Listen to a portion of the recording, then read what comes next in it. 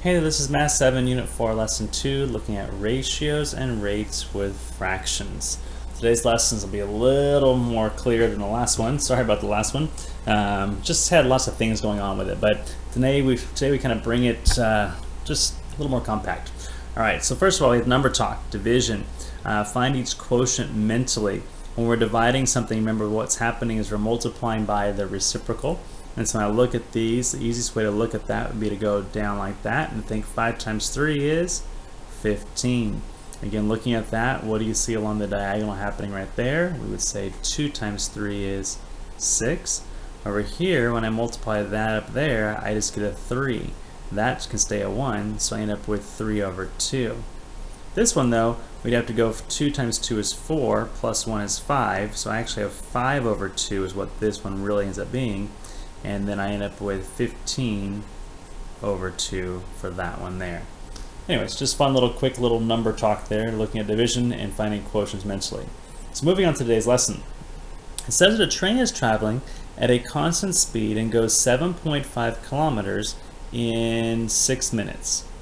At that rate, how far does the train go in 1 minute? All right, so what we're talking about here is this. We're saying that you have a train that is traveling a certain distance, okay, and it does that distance in a certain amount of time. In our case here, we know that it's going 7.5 kilometers, and it's doing 7.5 kilometers in 6 minutes. That is the rate that that train is traveling. 7.5 kilometers in 6 minutes. Okay, so that's what we know so far. All right, so in terms of what this train is doing, it's doing 7.5, that's it. Now the question it wants to know is how far is it going in 1 minute? Okay, that's the question it wants to know, is how far is it going to go in 1 minute? Okay, and that's what we have to figure out. So what we want to think about is, again, we've talked before about this being our x and this being our y, and our constant proportionality is our y over x. So 6 over 7.5. Okay, I could think of this also as being 6 divided by 7.5, because that's what 7.5 is, right? And so this becomes 2 times 7 is 14, plus 1 is 15, so it becomes 6 divided by 15 over 2. I can write that as 6 times the reciprocal, 2 over 15. And when I do that there, I can reduce. 3 goes into that 2 times, and 3 goes into that 5 times. So I end up with a k value of 4/5. That's my constant proportionality. Now that means that if I take a number here and multiply it by 4/5, I end up with what's over there. But that's going that direction. When I want to go, if you recall, the opposite direction, I'm going to multiply by the reciprocal. So instead of 5/4, we multiply by 4/5, we multiply by 5/4, the reciprocal. So 1 times 5/4 is going to be 5/4. So in terms of how far does a train go in 1 minute, it's going to go 5/4 kilometers in 1 minute. So that's what we would do to solve that problem, like so. How far does a train go in 100 minutes? Well, again, we have 100 minutes here. Okay, and if I multiply by my reciprocal going this way, 5 over 4, we end up with 500 over 4, and 500 over 4 equals 125. All right, so that's one way of looking at it there. If by chance you decided, you know what, I wanted to do time, I'm just going to not worry about this right now, I want to do time over here, and I want to do distance over here. Would that change what you came up with? If my time was 6 and my distance was 7.5, what would change? Well, here's what would change. I would still have a constant proportionality, which would now be 7.5 divided by 6, right? That's my new x and my new y. So 7.5 divided by 6, this becomes 7.5 divided by 6. That becomes 15 over 2 divided by 6, 15 over 2 times 1 over 6. We reduce, and we have 2, and we have 5, and so we end up with 5/4 is my k value. Notice that it is the reciprocal of what I did over here. Because I changed my x and y values around, I'm also going to flip-flop my constant proportionality. So time, in this case here, times 5.5/4 will get me that one, which is a little easier when you say, well, what happens if I have 1 minute? Well, 1 minute times 5/4 is 5/4. So from a reading standpoint, just going left to right, that flows a little better than what we did up here when we went that direction there. Okay, so I could say over here, if I want to do 100, I could do 100 times 5/4, and that again is 500/4, which is the same as 125. So that seems to make makes more sense in some way to go from time to distance, but I want you to see that it just depends on how you set it up. You'll still end up with the same solutions, just a different way of going about it, and you end up working with a reciprocal in a different way. Okay, so just keep that in mind, that as you're working with something, you decide what your variables are going to be, your x and y's, your distance or time, and you have to then work with that the whole way through the problem. You can't switch things around, so be careful. Part 3, comparing running speeds. Okay, we have Lynn, who is running 2 3/4 miles in 2/5 of an hour, and Noah over here. So here's Lynn's value, and here's Noah's value. Okay, so some questions we might be looking at here. Who ran faster? That could be a question we want to know. We might want to know, how far did Lynn run in 1 hour? Okay, we might want to find out, how long would it take Lynn to run 1 mile at that rate? And there's other questions your teacher may have for you as well. So let's take a look at Lynn first of all. So here's Lynn. Lynn is running at a rate of 2 3/4 miles, right? Doing 2 3/4 miles per 2/5 of an hour. And that's our setup. 2 3/4 divided by 2/5. So let's turn this into some improper fractions. 4 times 2 is 8, plus 3 is 11. 11/4 divided by 2/5. Well, 2/5 becomes 5/2. So let's move this over here. This becomes 11/4 times 5/2, which becomes 55/8. And 55/8 as a mixed number is 6 7/8. So how fast is Lynn going? She's doing 6 7/8 miles per hour is what Lynn is doing there. So that's Lynn. How far did Lynn run in 1 hour? She's doing 6 7/8 miles in 1 hour.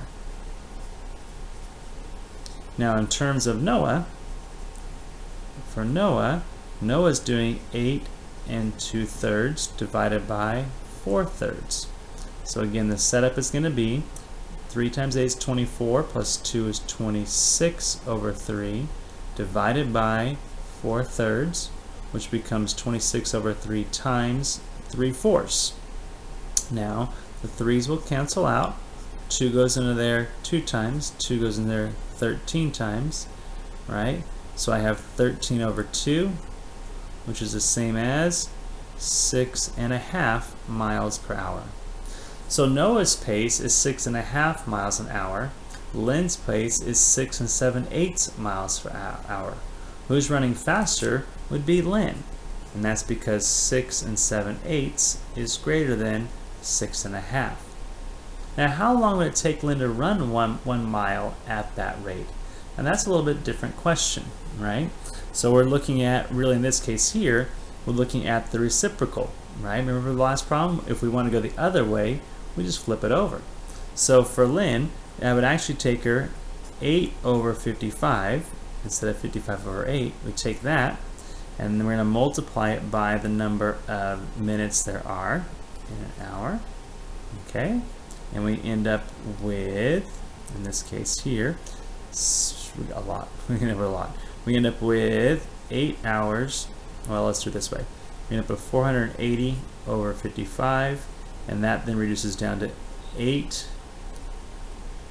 and 8/11, okay, minutes is how long it would take her to do that. So it takes her 8 minutes, or about a little more, almost 9 minutes, to run a mile at that rate. Okay? And that's what she's doing. So you can take a look at your partners and see what you guys come up with, but a variety of things there, looking at how fast Lynn is or Noah and comparing things there. All right, I'm going to skip the Are You Ready for More, and we're going to look now at the Scaling the Mona Lisa. Scaling the Mona Lisa. Okay.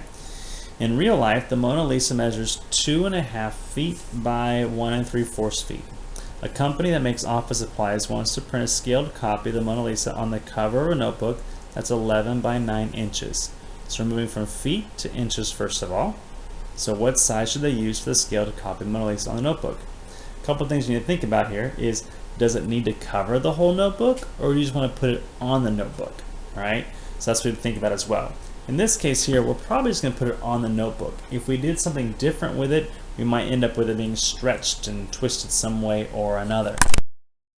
So it's kind of cool to look at. If you were to look at the little picture here we have on our website for this lesson, it gives you a picture of the Mona Lisa, and it says, well, you can kind of play with it a little bit, right? We can move it around a little bit. Oops. Oh, I pushed the wrong buttons. No, back up, back up, back up. Stop it, stop it, stop it. And, oh, I see what I'm doing. I need to go back on my arrow. So what we can do is we can actually move this around.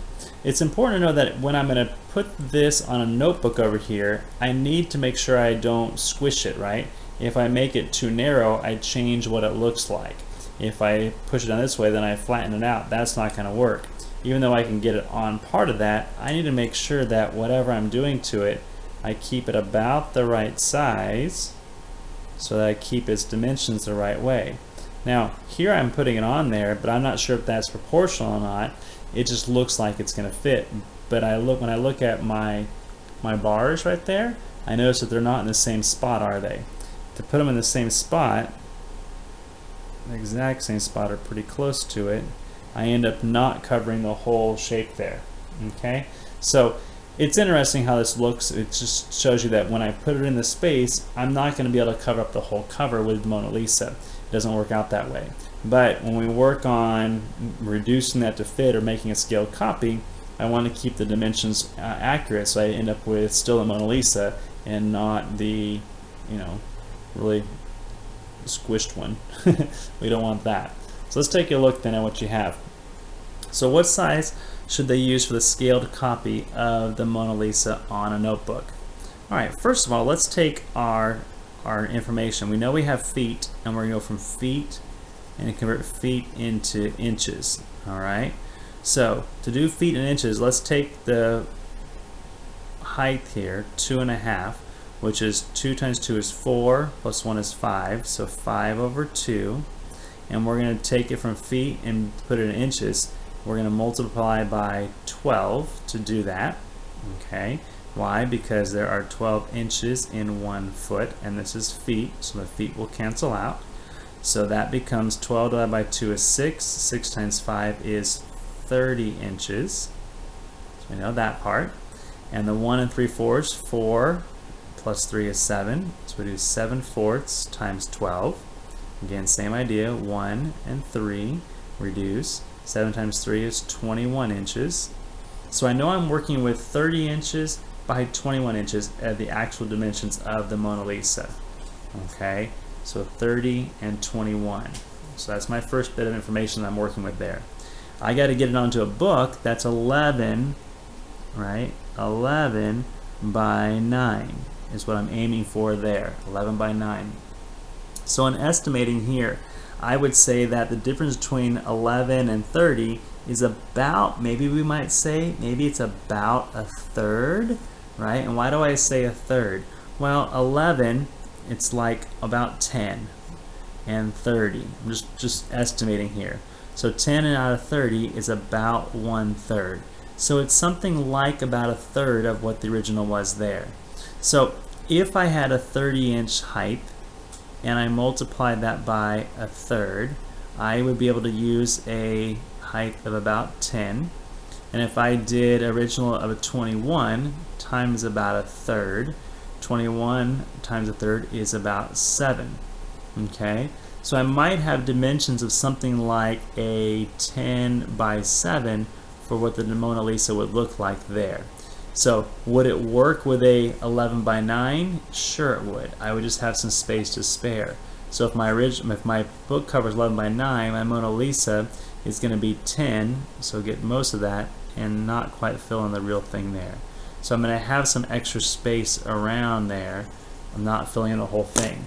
Again, going back to our picture before, when I took a look at the Mona Lisa there, let me pop it into place here. When I slide this and drop it into that corner, something like that, if I reduce these things, I can't do it at the same time, but if I shrink that down to something like that, let's see what that dimension is going to be. We'll get there in a second. Alright. We're saying 10 by 7, something like that. Let's see, to put them the same. Oops. Are those lined up? Not quite, so let's go a little bit more this way. It's hard to do with my finger. Looks pretty close there. Something like that. Those look pretty lined up. We could check with our centimeter and see what we have. That says it's about, oh, I want perimeter. Oh, no perimeter. Back up, back up. Oh, forward's good. Alright, let's get our centimeter thing here. And let's find a point. And a point, it's going to be a perimeter still, 7.7 there. And then over here, it's telling me that it's 11. So that's 11. We wanted to go with 10. Anyways, you can play with this some more. Again, this is just an estimate here anyways. So, get the idea. We could make it fit on a 10 by 7. If it's 10 by 7, we can make it fit there, no problem at all. So, what's the scale factor? What is the scale factor from the real painting to its copy on the notebook cover? So in this case, to go from the copy to the notebook cover is 11 and the original is 30, so our scale factor would be 11 to 30 would be what the real scale factor should be if we want to make it work perfectly. There is the idea. There you go. So let's take a look at the lesson summary. The lesson summary just kind of reviews how to do some conversion stuff to convert foot to inch and how we move some things around a little bit there. Let's take a look at tonight's homework.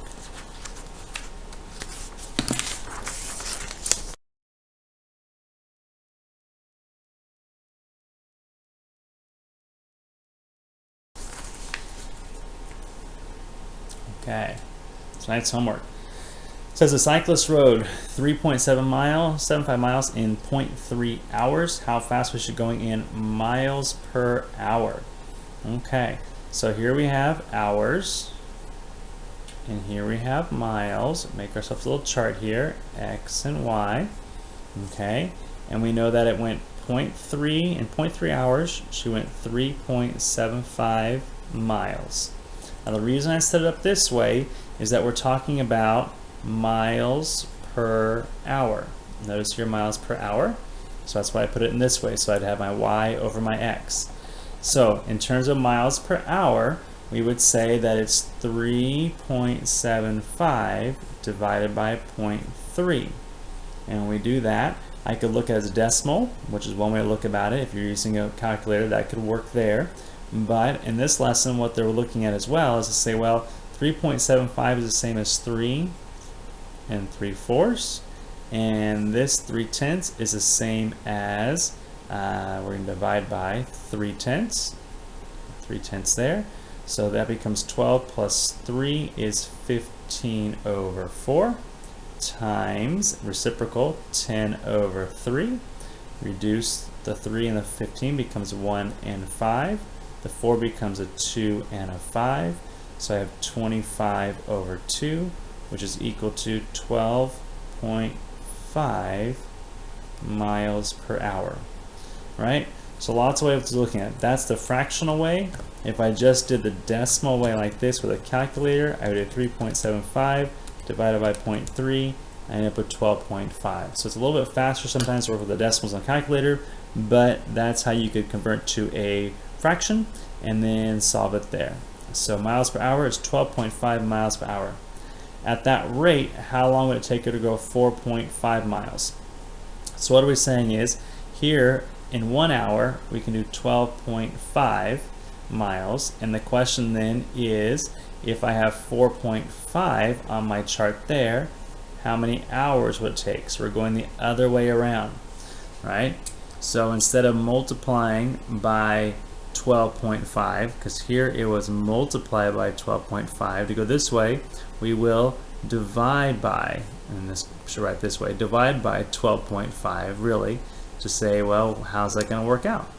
So we do a 4.5 divided by 12.5, which is 12.5. So we're doing 4.5 divided by 12.5. This becomes 9 over 2 divided by 12 times 2 is 24 plus 1 is 25 over 2. And let's do this right. So we do 9 over 2 multiplied by the reciprocal, 2 over 25. The 2's will cancel out, and we're left with 9 over 25. 25. All right, and that's going to be how many? Well, that's how many, 9/25 of an hour. In terms of how many minutes that's going to be, we're going to multiply that by 60. Because we know it's going to take her 9/25 of an hour to get there, okay? Which that's about 0.36 hours. But if I want to know how many minutes that would be, I multiply by 60 to get that into minutes, okay? So that would go into 25, and 60 can reduce into 5 and 12. So then you have 108 out of 5, which can become 21 minutes and 3/5 of a minute. So 21 and 3/5 of a minute. So both answers are okay. You could say it's 0.36 hours or 21 and 3/5 minutes for how long it would take to go 4.5 miles. All right, let's take a look at the next one, number 2. It's helpful to make these little T-charts here as we go through, so let's keep doing that. A recipe calls for sparkling grape juice, 1.5 quarts, and sparkling water, 3/4. Oh, sorry. So to make sparkling grape juice, we have 1/2 quart of water and 3 quarts of grape juice. So we have water and we have grape juice. That's what we have so far. Okay. So what we know is that it takes 1.5 quarts of water for 3/4 of a quart of grape juice. And that's what we know so far. In terms of our K, our constant proportionality, we have 3/4 divided by this number, the Y value, divided by 1.5. 1.5 is the same as 3 over 2. So we're multiplying though by the reciprocal, so that becomes 3/4 times 2/3. The ones are going to go away, and we just have 2/4, which becomes 1/2. So my K value is 1/2. That's my K value. So to go from here to here, it's times 1/2, right? Times 1/2, no problem. That also means, so that means, sorry. So what do I know by that? That means that if I have one thing of water, I would have 1 quart of water is equal to 1/2 quart of grape juice. I also can go the other way and know that if I have 1 quart of grape juice multiplying by the reciprocal, 1 times 2 is 2. So I also know these values, right? So when I have 1 quart of water, I can have 1/2 quart of grape juice. If I have 2 quarts of water, I have 1 quart of grape juice there. So what they're asking me though to find out though is, what do I do with 9 quarts of grape juice? So we're going to put a 9 right there, right? And this Tom just made it go all the way down for space. So if I have 9, I'm going to multiply by the reciprocal, the K value. The K value here was 1/2, so multiply by 2. And so 9 times 2 is 18. So we're going to have 18 quarts of water if I have 9 quarts of grape juice. Now how much grape juice would I need to mix with 15/4 quarts of sparkling water? So we do 15/4 times our K value, 1/2. All right, and that becomes 15 over 8, which is the same as 1 7/8 quarts for grape juice. Okay, so that's one answer, and here's our other answer there. How much of each ingredient would you need to make 100 quarts of punch? All right, let's take a look at this value right here. This is an important one because I'm going to use 2 waters and 1 grape juice for the whole batch, right? To make my stuff. That's what I'm going to use. 2 waters and 1 grape juice, 1/4 grape juice to make the stuff there. Now, what this means though is these are quarts, so it's a 2-to-1 ratio. Okay, so let's change this to an X and an X. Okay, I don't know how much of each I'm going to have, but I know I'm going to have 2 times what I have for 2 times the water that I have for the grape juice. That's what I know. Now, altogether, that's 3 of my X's altogether, and I want to make a total of 100 quarts. So I'll set that equal to 100. If I divide both sides by 3, that gives me my X value. Alright, X equals 100 over 3. So what does that mean for us here? Well, what it means is if I'm going to make 100 quarts of punch, okay, let's see how much of the grape juice I'm going to make. I'm going to use this value for X. I'm going to put it in here for my grape juice, or sorry, my water. Yep. So water is going to be 2 times 100 over 3, which is 200 quarts. And the grape juice is going to be 1 times 100 over 3, which is going to be 100 over 3. So I'm going to use 200 quarts and 100 quarts in order to make the recipe the right way. Alright, so there you go. Next one, draw a scaled copy of the circle using a scale factor of 2. So we're going to be multiplying things by 2 right here. Let's see what that picture looks like. Alright, so here's our picture. First of all, I take the picture here, I'm going to measure that across, and I see that it is about, looks like, from side to side, about 1.5 inches is my diameter. If I'm going to do a scale factor of 2, then I'll do 1.5 times 2, which is 3, to make my new diameter. So if 3 is my new diameter, then the halfway point will actually be at a 1.5, and I can draw a line here to 3 for a new diameter. I could draw another one as well just to have a couple more points I'm working with there. Alright, so there to there, and then I could connect the dots and draw a circle looking something like that. Not a very good circle, I know, but gets you the idea. So that's my new diameter, is 3 there. The next question says, okay, let's look at 3b. It wants to talk about the circumference. How does the circumference of the scaled, so the scale compared to the original?